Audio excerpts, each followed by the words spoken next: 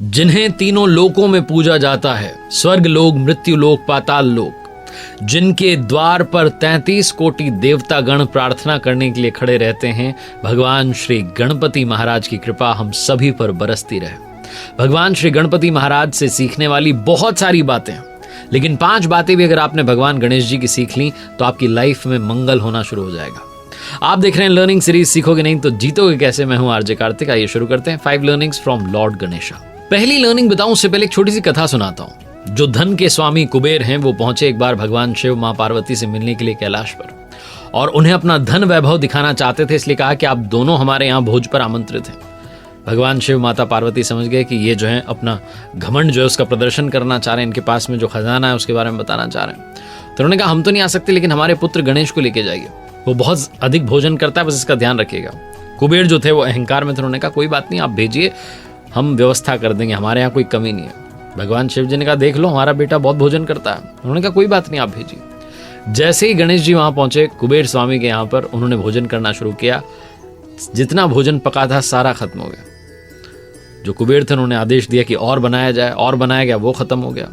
भंडारे में जो बचा था वो भी खत्म हो गया। धीरे धीरे धीरे सारा भोजन खत्म हो गया। कुबेर को समझ में नहीं आया कि अब जो अतिथि आए इनको कैसे तृप्त किया जाए।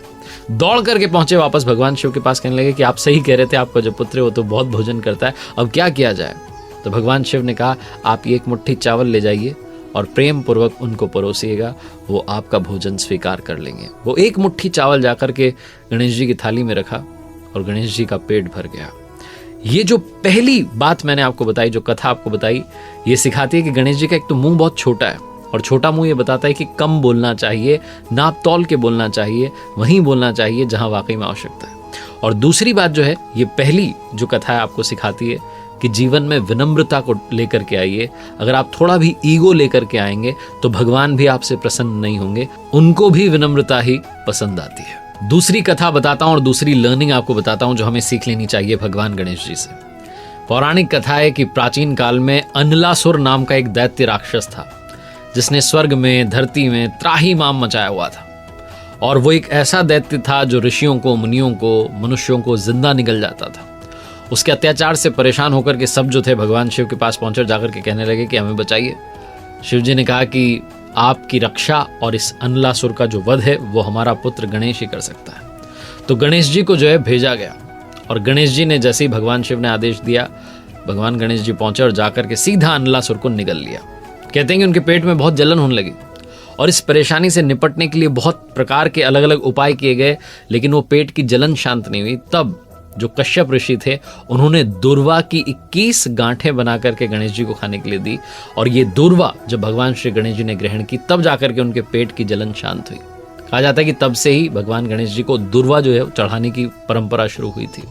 तो दूसरी सीख ये कहती है कि बड़ा पेट होना चाहिए जो पचा ले, बातें पचा ले।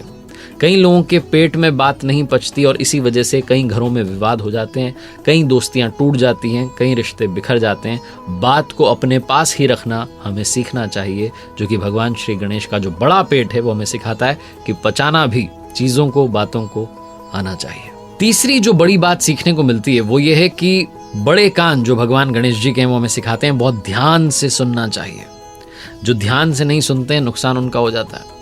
एक बड़ी प्राचीन कथा है, एक गांव में वृद्ध महिला रहती थी। वो जो माता जी थी वो भगवान गणेश जी की बहुत बड़ी भक्त थी।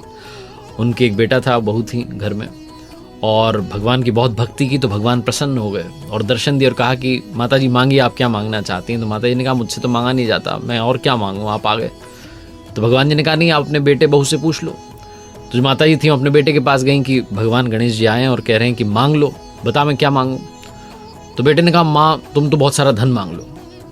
बहू के पास गई तो उन्होंने कहा बहुत सारे जो है सोने चांदी के आभूषण मांग लो।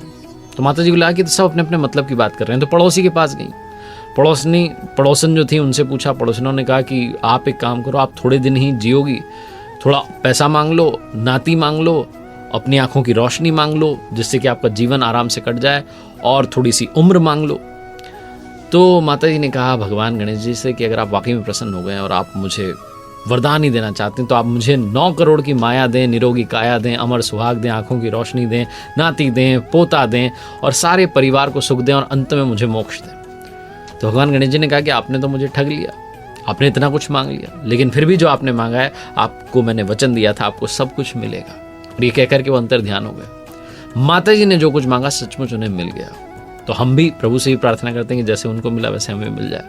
और ये कथा जो इसका सार यही कहता है कि बड़े कान जो होते हैं ध्यान से सुनने की क्षमता लेकर के आते हैं। बड़े कान होने की वजह से वो हर छोटी बड़ी बात को सुनने का प्रतीक है। अगर आप लाइफ में अच्छा मैनेजमेंट चाहते हैं तो हर किसी की बात को बहुत ध्यान से सुनिए। ये सिर्फ और सिर्फ तब पॉसिबल है जब आप उसी मोमेंट में, उसी लम्हे में रहें। कई बार हम लोगों के साथ बैठे होते हैं लेकिन हमारा ध्यान उस जगह पर नहीं होता। कई सारी बातें हमें सुनाई ही नहीं देती क्योंकि हमारा मन कहीं और भाग रहा होता है। इसलिए ध्यान से सुनना शुरू कीजिए।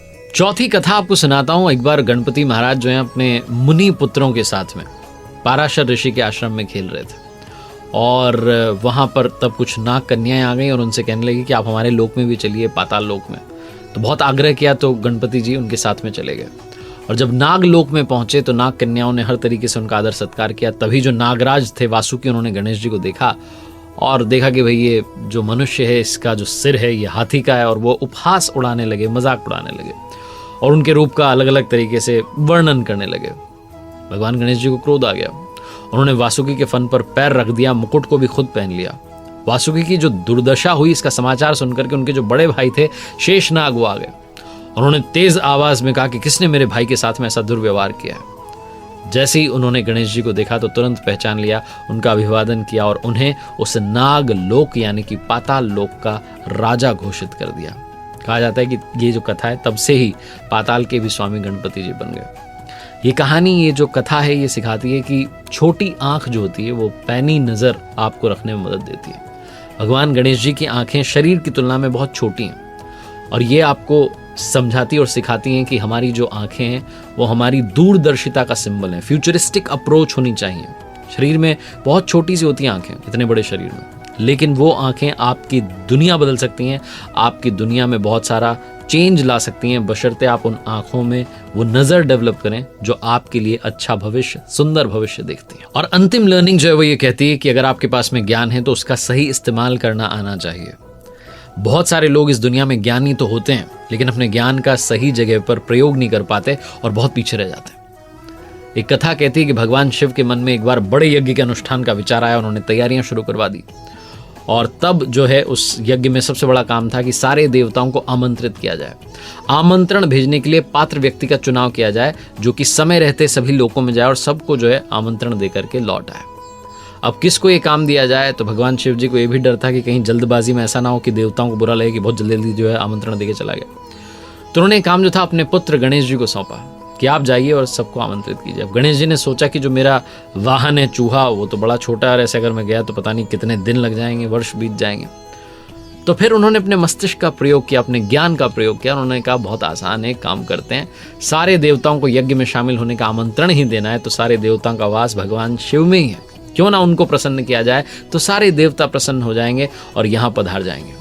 तो भगवान गणेश जी ने भगवान शिव का पूजन किया और सारे देवताओं का आह्वान किया और सारे जो आमंत्रण पत्र थे भगवान शिव को समर्पित कर दिए और सारे आमंत्रण स्वतः ही देवताओं तक पहुंच गए क्योंकि सारे देवताओं का वास भगवान शिव में है। तो ये कथा सिखाती है, समझाती है कि ज्ञान का सही प्रयोग बहुत ज़रूरी है, पूर्ण प्रयोग बहुत ज़रूरी है, आवश्यक है। उम्मीद है कि इन 5 कथाओं से आपने 5 लर्निंग्स ली होंगी जो आपकी लाइफ में पॉजिटिव चेंज ला सकती हैं। बाकी प्रभु से सीखने के लिए अनंत बातें हैं। प्रभु की कृपा हम सभी पर बरसती रहे। गणपति बप्पा मोरिया। देखते रहिए मेरे साथ हर सोमवार सुबह 9:30 बजे एक नई कहानी, हर शुक्रवार सुबह 9:30 बजे लर्निंग सीरीज का एक नया वीडियो।